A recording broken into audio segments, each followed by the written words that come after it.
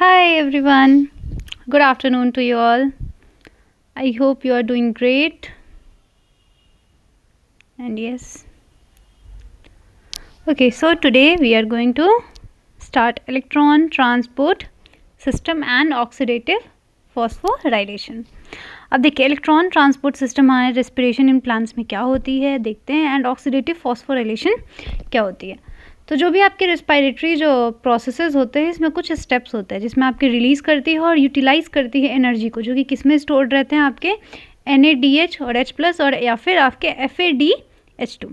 और ये कैसे होता है जब आपके ये ऑक्सीडाइज करते हैं किसके द्वारा, तो इलेक्ट्रॉन ट्रांसपोर्ट सिस्टम के द्वारा। और यहाँ पे जो इलेक्ट्रॉन्स होते हैं ये पास करते हैं हमारे ऑक्सीजन में और रिजल्ट करते हैं यहाँ पे फॉर्मेशन क्या बनाते हैं, H2O का फॉर्मेशन होता है। और ये जो मेटाबॉलिक पाथवे होती है आपकी जिसके थ्रू हमारे इलेक्ट्रॉन जो होते हैं पास करते हैं वन कैरियर टू अनदर, उसे हम लोग क्या बोलते हैं, electron transport system, that means ETS। और ये हमारी कहाँ पे प्रेजेंट होती है, तो इनर माइटोकॉन्ड्रियल मेम्ब्रेन में। और इलेक्ट्रॉन्स जो हमारे NaDH के होते हैं फ्रॉम, ये क्या करते हैं, ये हमारे प्रोड्यूस होते हैं किसके अंदर बेटा, तो आपके माइटोकॉन्ड्रियल मैट्रिक्स के अंदर। कब, जब सिट्रिक एसिड साइकिल जो होती है वो ऑक्सीडाइज हो जाती है NaDH डिहाइड्रोजिनेज से, तब कॉम्प्लेक्स फर्स्ट में। और इलेक्ट्रॉन्स जो होते हैं वो ट्रांसफ़र हो जाते हैं फिर किसमें, हमारे यूबिक्विनोन, जो कि लोकेटेड होते हैं हमारे किसमें, इनर मेम्ब्रेन में ही लोकेटेड होते हैं। और जो यूबिक्विनोन होती है इसमें भी हमारी क्या मिलती है, तो आपके रिड्यूसिंग इक्विवेलेंट्स जो कि हमारे FADH2 कॉम्प्लेक्स सेकेंड्स। और ये क्या करते हैं, जनरेट कब होते हैं, तो ये हमारे ड्यूरिंग ऑक्सीडेशन जब होती है किसकी, सक्सिनेट की सिट्रिक एसिड साइकिल में तब। और यहाँ पे रिड्यूस हो जाते हैं यूबिक्विनोन जिसको हम लोग यूबिक्विनॉल, देन ऑक्सीडाइज हो जाती है किसके साथ, ट्रांसफ़र करती है अपने इलेक्ट्रॉन्स को टू साइटोक्रोम C, किसकी मदद से, तो आपके साइटोक्रोम BC1 कॉम्प्लेक्स जिसे हम कॉम्प्लेक्स थर्ड कहते हैं। और साइटोक्रोम जो आपकी C है ये एक स्मॉल प्रोटीन है जो कि किससे अटैच रहती है, आपके outer surface of inner membrane, और एक्ट करती है किसकी तरह, तो मोबाइल कैरियर होती है हमारे ट्रांसफ़र के लिए इलेक्ट्रॉन्स जो भी हमारे कॉम्प्लेक्स थर्ड एंड फोर्थ के बीच में क्या करती है, कैरियर की तरह वर्क करती है। कॉम्प्लेक्स 4 जो होते हैं आपके, इसको रेफर करते हैं किसके, ये साइटोक्रोम C से। यहाँ पे आपके ऑक्सीडेज कॉम्प्लेक्स जो कि आपके साइटोक्रोम्स उसके अंदर प्रेजेंट होते हैं, cytochrome A and A3 and 2 copper centres भी होते हैं। अब थोड़ा देखो इनर मेम्ब्रेन आपके स्पेस में क्या हो रहा है, मैट्रिक्स में क्या हो रही है, माइटोकॉन्ड्रियल इनर मेम्ब्रेन में क्या हो रही है। अब यहाँ से आपके NaDH H+ आते हैं, NAD रिलीज होती है, तो ये कॉम्प्लेक्स फर्स्ट आपके NaDH डिहाइड्रोजनेज वाले पार्ट हो गए। फिर यहाँ पे complex third, complex second succinate हमारे फ्यूमरेट में बन जाते हैं। और यहाँ पे वाटर का फॉर्मेशन होता है कॉम्प्लेक्स 4 साइटोक्रोम C ऑक्सीडेजिंग में। और इनर मेम्ब्रेन में यही आपके पास इलेक्ट्रॉन ट्रांसपोर्ट क्या होते रहते हैं। इलेक्ट्रॉन किसे बोला गया, तो H+ जो आपके आयंस जनरेट होते हैं बेटा उसे इलेक्ट्रॉन्स बोली जाती है। ओके, एंड देन लास्टली आपका क्या बनता है, ATP का भी फॉर्मेशन होता है। और यहीं से इलेक्ट्रोकेमिकल ग्रेडियंट ये कंटिन्यूसली बना रहता है। अब देखो यहाँ पे हमारे कुछ है ये आयरन वाले, आपके आयरन और सल्फर वाले बॉन्ड्स दिखेंगे। तो इस तरीके से cytochrome C, cytochrome B, okay, ये रहा कॉपर एटम। तो कॉम्प्लेक्स 4 में ये होता है, कॉम्प्लेक्स सेकंड में ऐसे होता है, कॉम्प्लेक्स थर्ड में ये स्टेप होती है। तो जब आपके इलेक्ट्रॉन्स क्या करते हैं, पास करते हैं हमारे वन कैरियर से दूसरे कैरियर में, कहाँ वाया कॉम्प्लेक्स 1 to 4, मतलब पूरे कॉम्प्लेक्स 1 से लेकर के पूरा 4 तक। देखो कितने कॉम्प्लेक्स हैं, 1 complex, 2 complex, 3 complex and 4 complex, ये चारों कॉम्प्लेक्स में। तो इसमें इलेक्ट्रॉन ट्रांसपोर्ट चेन के फॉर्म में ये करते हैं, मतलब ये क्या करते हैं, कपल करते हैं और ATP को बनाते हैं किसमें, तो कॉम्प्लेक्स 5 में यहाँ पे। और प्रोडक्शन करती है आपके ATP की कहाँ से, तो ADP से और इनऑर्गेनिक फॉस्फेट से मिल करके। देखो ये रहा ADP प्लस इनऑर्गेनिक फॉस्फेट। देखो इनऑर्गेनिक फॉस्फेट को आपका रिप्रेजेंट करते हैं PI। और ये जो नंबर ऑफ ATP मॉलिक्यूल्स जितने भी आपके सिंथेसाइज्ड होते हैं ये डिपेंड करते हैं कि आपकी नेचर क्या है इलेक्ट्रॉन डोनर की। और जो ऑक्सीडेशन होती है आपके एक मॉलिक्यूल किसकी, तो NaDH की, यहाँ से हमारी क्या निकलती है, तो आपकी ये 3 मॉलिक्यूल्स ऑफ ATP को जनरेट करते हैं। और साथ ही साथ आपके 1 मॉलिक्यूल ऑफ FADH2 को भी प्रोड्यूस करते हैं और 2 मॉलिक्यूल्स ATP। ऑल्दो जब आपका एरोबिक प्रोसेस अगर रेस्पिरेशन में होता है तो ये कब होता है, सिर्फ हमारे only in the presence of oxygen ही होते हैं। और यहाँ पे रोल जो ऑक्सीजन की होती है वो लिमिटेड होती है आपके टर्मिनल स्टेज प्रोसेस पे। टर्मिनल मतलब एंड पे इसकी नीड ज़्यादा होती है। Wait for a minute, I need some water.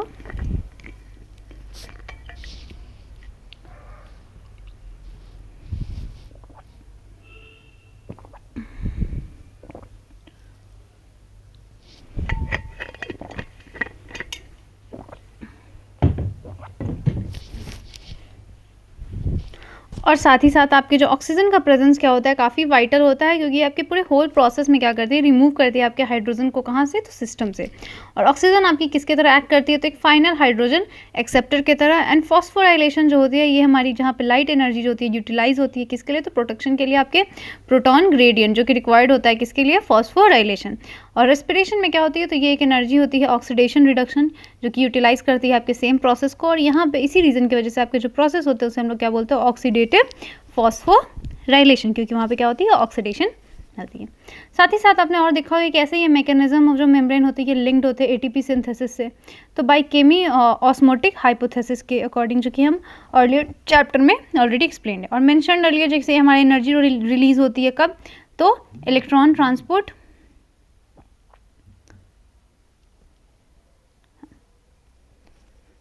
System में, और यहाँ पे यूटिलाइज हो जाती है आपकी जो भी एटीपी और सिंथेसाइज हो रही है, और with the help of ATP synthesis, जो कि कॉम्प्लेक्स 5 में हमारा प्रेजेंट है। और ये जो कॉम्प्लेक्स होते हैं इसमें दो मेजर कंपोनेंट्स होते हैं आपके F1 और F0। F1 जो हेड पीस होती है ये पेरिफेरल मेम्ब्रेन प्रोटीन कॉम्प्लेक्स होती है, और इसमें हमारा साइट होता है एटीपी का प्रोडक्शन, कहाँ से, तो एडीपी एंड इनऑर्गेनिक फॉस्फेट्स। और F0 जो होती है ये हमारा इंटीग्रल मेम्ब्रेन प्रोटीन कॉम्प्लेक्स होती है, जो कि एक चैनल को बनाती है, जिसके अराउंड क्या होते हैं, हमारे जो प्रोटॉन्स होते हैं इनर मेम्ब्रेन को क्रॉस कर पाते हैं। और जो पैसेज होते हैं आपके प्रोटॉन्स के इस चैनल के द्वारा, जो आपके कपल करते हैं catalytic site of F1 component को, और यहाँ पे प्रोड्यूस करते हैं एटीपी को। और जितने भी एटीपी आपके प्रोड्यूस होते हैं उसमें 4H+ जो होते हैं पास करते हैं F0 के, मतलब F0 की तरह हमारे इंटर मेम्ब्रेन स्पेस से मैट्रिक्स तक इलेक्ट्रोकेमिकल प्रोटॉन ग्रेडियंट की मदद से। ठीक है, तो इस तरीके से आपकी क्या होती है बेटा, ये एक डायग्रामेटिक रिप्रेजेंटेशन है एटीपी सिंथेसिस का हमारे माइटोकॉन्ड्रिया में। देखो ये F0 है, F1 है, हमारा प्रोटॉन ग्रेडियंट कहाँ से मूव कर रहा है, F0 टू F1। ठीक है, और यहाँ से एडीपी और इनऑर्गेनिक फॉस्फेट आते हैं, और F1 में ही हमारा क्या बन जाता है बेटा, एटीपी। और ये इनर माइटोकॉन्ड्रियल मेम्ब्रेन है।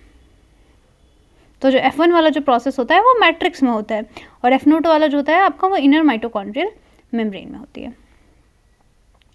अब रेस्पिरेटरी बैलेंस शीट की बात करें तो देखो ये पॉसिबल तब होता है जब हम कैलकुलेशन करते हैं नेट गेन एटीपी, हमारा कितना ग्लूकोज मॉलिक्यूल जब ऑक्सीडाइज होता है, मतलब एक ग्लूकोज मॉलिक्यूल अगर ऑक्सीडाइज हो रही है तो वहाँ पे हमें कितने एटीपी मिलते हैं।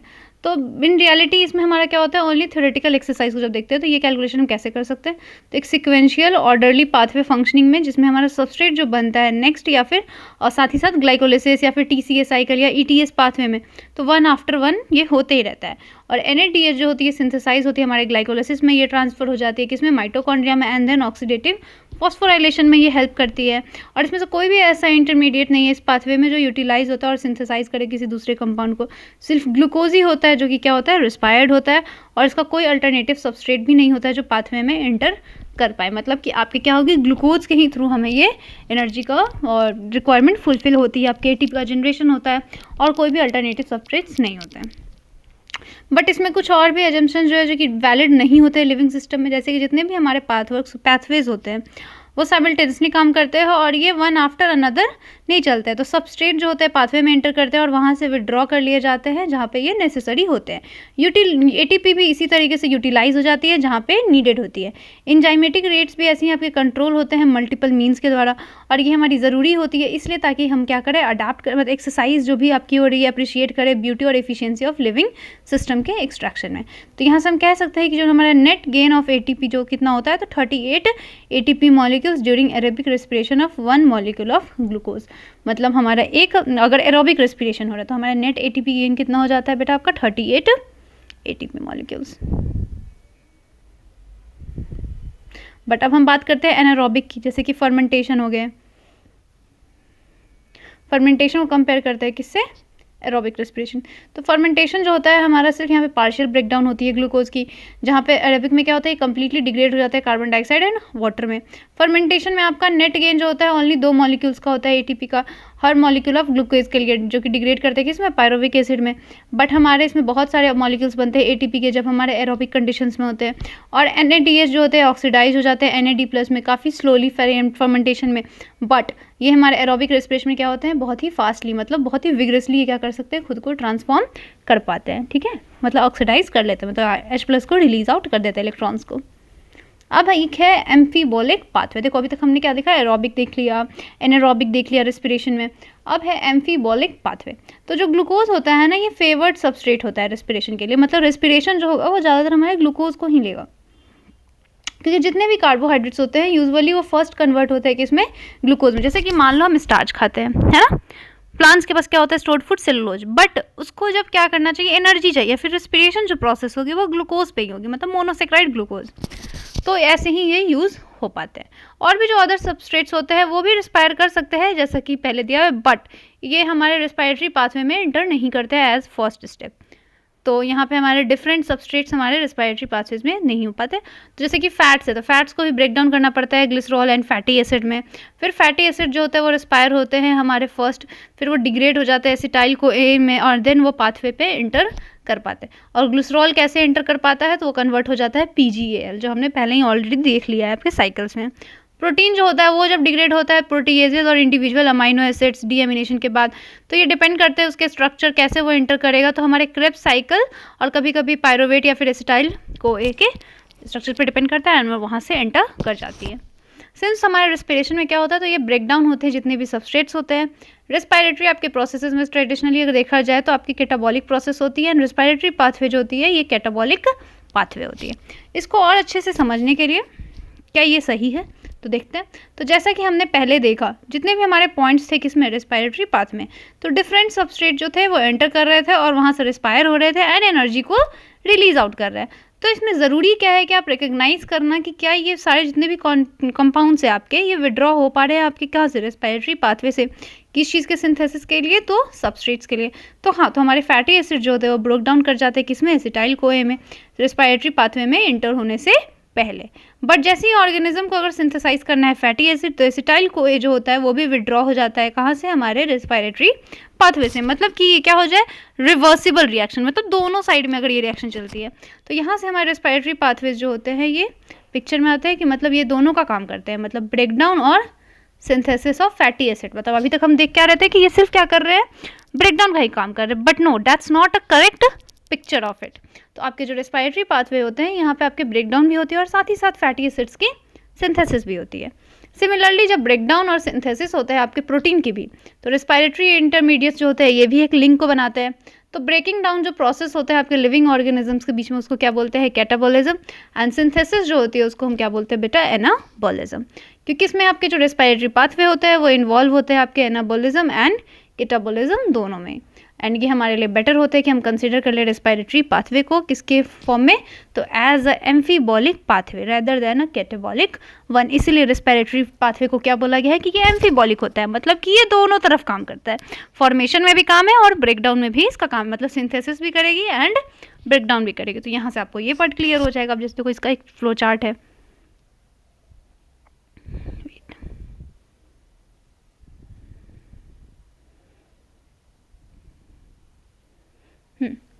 तो ये आपके रिलेशनशिप है किसके, मेटाबॉलिक पाथवेज में, जहाँ पे आपके ब्रेक डाउन हो जा रहे हैं different molecules, organic molecule CO2 and H2। देखो फैट्स है, fatty acids and glycerol, carbohydrate, simple sugars, glucose. तो ग्लूकोज 6 फॉस्फेट, फ्रक्टोज 1,6 बाईफॉस्फेट, और यहाँ से dihydroxy acetone phosphate, and then ये कन्वर्ट होते रहते हैं इन दोनों स्ट्रक्चर में, रिवर्सिबल रिएक्शन है ना, दोनों तरफ एरो है।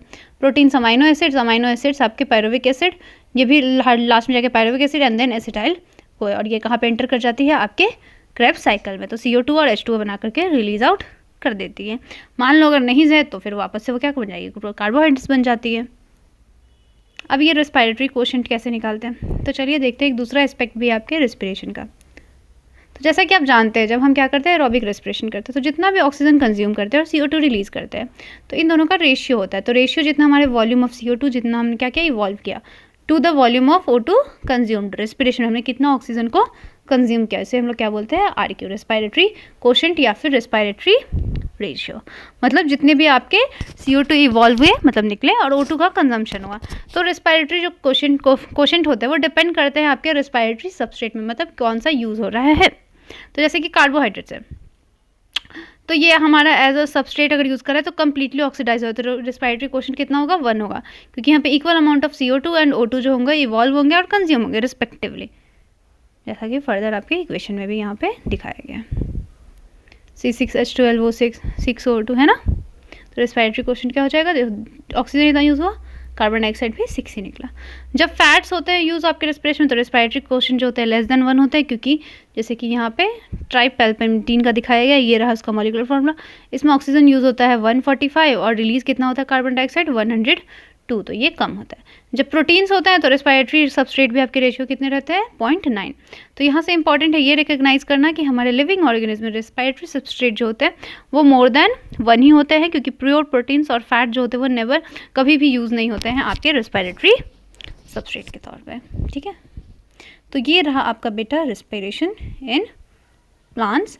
आई होप कि आप लोगों को ये पार्ट समझ में आई होगी, एंड जिसको नहीं आई है बेटा go do your solve your questions. आएगी, बिल्कुल आएगी, समय दो। देखो कहते हैं ना वक्त बलवान होता है, सच में होता है, ये चीज़ मैं मानती हूँ, पर्सनली मानती हूँ, बहुत ज़्यादा होता है। Like just give some time, बस वही नहीं हो पाता है because we are not that much patience. मतलब पेशेंस स्टार्टिंग से नहीं होती है, सच में नहीं होती, इट्स अ फैक्ट। ऐसा नहीं है कि आप बच्चे हो तो आपका प्रॉब्लम है, मैं भी शायद बच्ची ही हूँ, मेरा भी ये प्रॉब्लम है। So every one face like this type of things. तो ये आपके कुछ एनारोबिक रेस्पिरेशन वाले TCA साइकिल, ETS, ठीक है, तो उसमें कितने कॉम्प्लेक्सेस इन्वॉल्व थे, तो ये सारी चीज़ें हैं। ओके, आई होप आप लोग को समझ में आया होगा। See you in my next video. Okay, bye, take care, do your preparation, अच्छे से प्रिपेयर करो खुद को जितना कर सकते हो, डू योर बेस्ट।